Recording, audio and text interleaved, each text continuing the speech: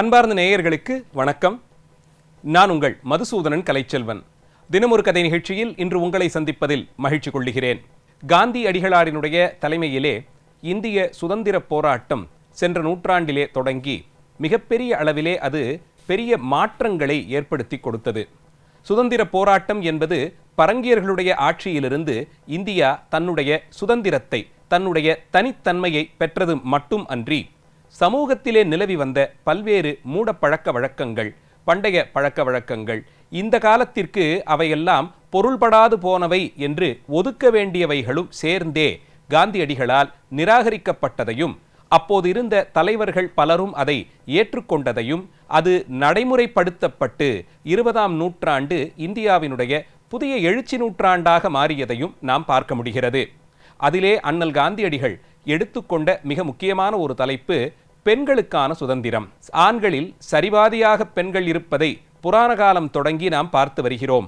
பரம்பொருளான சிவபெருமான் தன்னுடைய இடது பாகத்திலே உமாதேவியாரை சுமந்து அவளை அருள் வடிவமாக்கி அவள் மூலமாக நமக்கெல்லாம் அருள் வரும்படியாக செய்கிறாரே, இதை சம்பிரதாயமாக நம்முடைய பழைய பண்பாட்டின் சின்னமாக கொள்கிறோம் என்றால், அதே அளவில் சமூகத்திலும் பெண்களுக்கான இடம் சரிபாதியாக வழங்கப்பட வேண்டும் என்பன போன்ற எண்ணங்கள் அதிகமாக பேசப்பட்டு வந்த காலம்.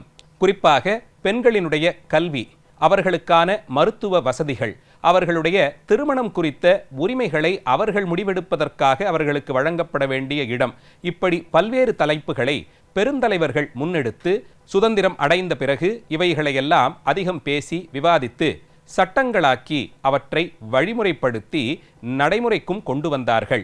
அப்படி அந்தந்த பிராந்தியத்தில் அந்தந்த பகுதிகளிலே பெண்களை குறித்த விழிப்புணர்ச்சி, பெண்களினுடைய சுதந்திரம், பெண் கல்வி, பெண்களுக்கான மருத்துவ தேவைகள், இவற்றையெல்லாம் முன்மொழிந்த தலைவர்களுக்குள்ளே தமிழகத்தை பொறுத்தவரையில் டாக்டர் திரு முத்துலட்சுமி ரெட்டியார் மிகவும் முக்கியமான ஒருவராக பார்க்கப்படுகிறார்.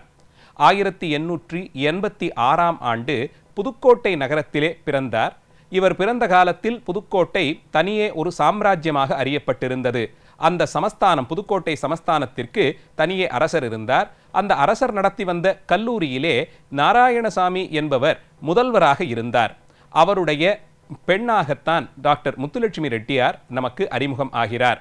திரு நாராயணசாமி அவர்களே பெரிய புரட்சிகளை 19ஆம் நூற்றாண்டிலேயே செய்தவர்.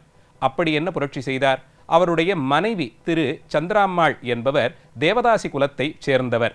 இவர் அவரை திருமணம் செய்து கொண்டு பெரிய அளவில் அந்த சமூகத்தினுடைய எதிர்ப்பை சம்பாதித்து கொண்டார். இருந்தாலும் நல்ல கல்வியறிவிருந்து இவர் அந்த கல்லூரிக்கு முதல்வராக நியமிக்கப்பட்டிருந்ததால் சமூக அந்தஸ்தின் காரணமாக அந்த எதிர்ப்புகளை கடந்தும் இவரால் நடைபோட முடிந்தது. இந்த தம்பதியர்களுக்கு பிறந்தவள்தான் முத்துலட்சுமி ரெட்டியார்.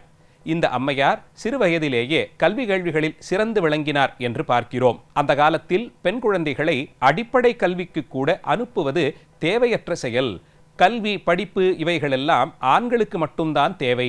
ஆண் பிள்ளைகள் தான் நாளைக்கு வேலைக்கு சென்று சம்பாதித்து குடும்பத்தை காப்பாற்ற வேண்டியவர்கள். பெண்கள் அடுப்பூதும் அளவிலே சமையல் கற்றுக்கொண்டு வீட்டில் இருந்தால் போதும் என்பது எல்லோராலும், பெரும்பான்மை சமூகத்தாலும் ஏற்றுக்கொள்ளப்பட்ட விதியாக அது நிலவிய காலம். அந்த காலத்திலேயே மறுபடியும் ஒரு முறை சமூகத்தினுடைய அடிப்படை கோட்பாடு என்பதை கடந்து இவர் தன்னுடைய மகளை அடிப்படை கல்வி பெற வேண்டும் என்றும் கல்வியினுடைய முக்கியத்துவத்தை அறிந்து அவரை பள்ளிக்கல்வியிலே சேர்த்தார். அம்மையாரும் சிறுவயது முதல் தன்னுடைய கல்வியிலே ஆர்வம் காண்பித்து அதிலே நல்ல நிலையில் தேர்ச்சி பெற்றும் வந்தாள். இவள் பருவமடைந்திருந்த காலத்தில் இனி கல்விக்கூடத்திற்கு செல்லுவது கூடாது என்று எல்லோரும் எதிர்ப்பு தெரிவித்த ஒரு காலகட்டம்.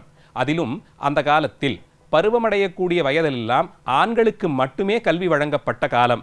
ஆனால் அம்மையார் அதை எதிர்த்து தானும் அந்த பள்ளிக்கூடத்தில் சேர்ந்து கல்வி பயிலுவேன் என்று தெளிவுபடுத்தினார்.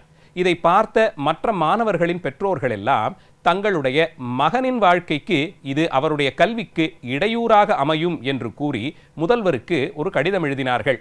எங்கும் இல்லாத விதியாக இந்த பெண் தனியே இவள் ஒருவள் மட்டும் பள்ளியிலே ஆண்களுக்கு நடுவே அமர்ந்து படிப்பது அத்தனை தூரத்திற்கு நல்லன பயக்காது என்று நாங்கள் பயப்படுகிறோம் என்று தெளிவுபடுத்தினார்கள். ஆனால் இந்த பெண் தன்னுடைய முடிவிலே தீர்மானமாக இருந்ததை பார்த்த அரசர் விதிக்கு ஒரு விலக்கு கொண்டு வந்து இந்த அம்மையார் தன்னுடைய உயர்கல்வியையும் தொடருவதற்கு ஏற்பாடு செய்ததோடு அவருக்கு கல்விக்கான ஊக்கத்தொகையும் வழங்கி சிறப்பித்தார்.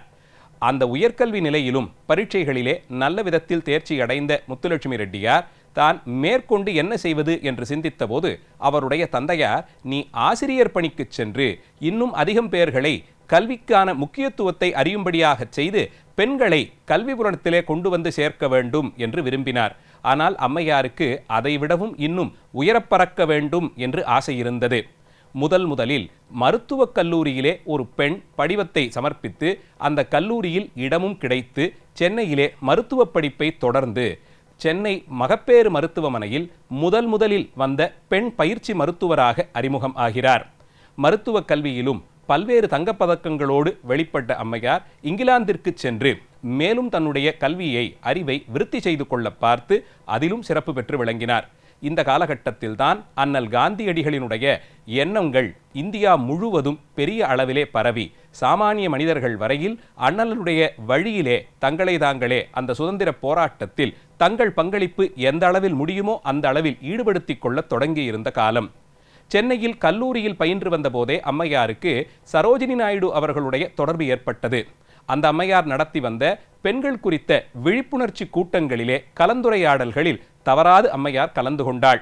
அதன் மூலமாக இப்படி தன்னை ஒத்த விருப்பம் இருப்பவர்கள், சமூகத்திலே மாற்றங்கள் ஏற்பட வேண்டும் என்ற எண்ணம் கொண்டவர்கள், பெண்களுக்கான தேவைகளை பற்றி பெண்கள்தான் பேச வேண்டும் என்ற எண்ணமுடையவர்கள், இவர்களெல்லாம் ஒன்றிணைந்த காலகட்டங்களை அம்மையார் மிகவும் சுவாரஸ்யமானவைகளாக நினைவு கூறுகிறார். அரசியலிலே இடம் பிடித்தால்தான் நாம் எதிர்பார்க்கக்கூடிய சமூக மாற்றங்களை கொண்டு வர முடியும் என்று தீர்க்கமாக நம்பினார். அதைத் தொடர்ந்து 1950களுக்கு பிறகு அரசியல் நாட்டத்தோடு ஆளும் நிலைக்கு தான் உயர வேண்டும் என்று பார்த்து சென்னையில் மேலவை உறுப்பினராக பதவியேற்றார். பதவியேற்ற காலத்திலே பெண்களின் திருமண வயது குறித்த பெரிய சர்ச்சைகள் ஏற்பட்டது. குழந்தை திருமணத்தை முழுவதுமாக சட்டவிரோதம் என்று கருதி தடை செய்ய வேண்டும் என்று பார்த்தார்.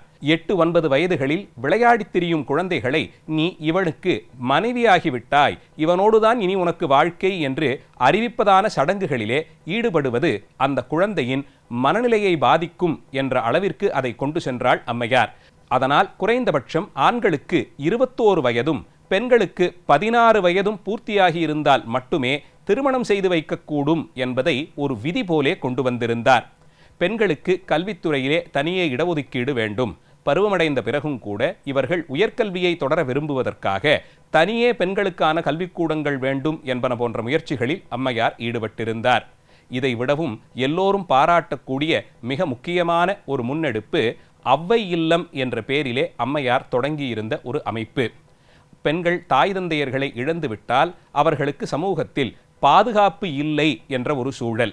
அந்த காலத்தில் அதிகமாக இப்படி கைவிடப்பட்ட பெண்களும் தாய் தந்தையரை இழந்த பெண்களும் கடத்தி செல்லப்படுவதும் அவர்கள் கொடுமைப்படுத்தப்படுவதும் பல இடங்களிலும் நடந்து வந்தது. அவர்களுக்கான பாதுகாப்பை முன்னெடுப்பது அரசின் கடமை என்று கருதி 1950களில் அவ்வை இல்லம் என்ற ஒரு அமைப்பை ஏற்படுத்தினார்.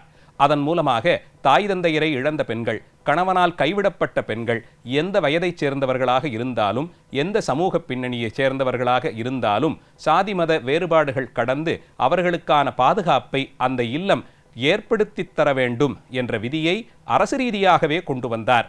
அதிலே அனுமதிக்கப்பட்ட பெண்களுக்கு அடிப்படை கல்வி வசதிகளை உறுதி செய்வதும், அவர்களுக்கான மருத்துவ தேவைகளை உறுதி செய்வதும், அவர்களின் அடிப்படை தேவைகளாக உணவு, உறைவிடம், உடை முதலியவற்றை உறுதி செய்வதும் அரசினுடைய கட்டுப்பாட்டில் கொண்டு வரப்பட்டது. இந்த முயற்சி பெரிய அளவிலே எல்லோராலும் பாராட்டப்பட்ட முயற்சியாக பார்க்கிறோம்.